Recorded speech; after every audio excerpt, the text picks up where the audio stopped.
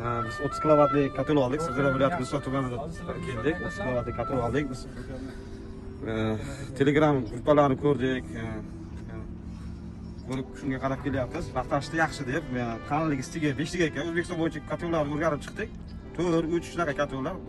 Uni qalinligi Belarusyaniki 5 ta ekan. Shunga qiziqib olyapmiz. Ekonomik kotel ekan bu. Dilshod aka, buni nimaga ishlatasiz? Buni men baliqchilikka ishlataman. Afrikalarda baliq bor, uyda biznes qilaman. O'shanga suvni isitib haydaymiz. Shunga basseynga isitishga, balovlarga.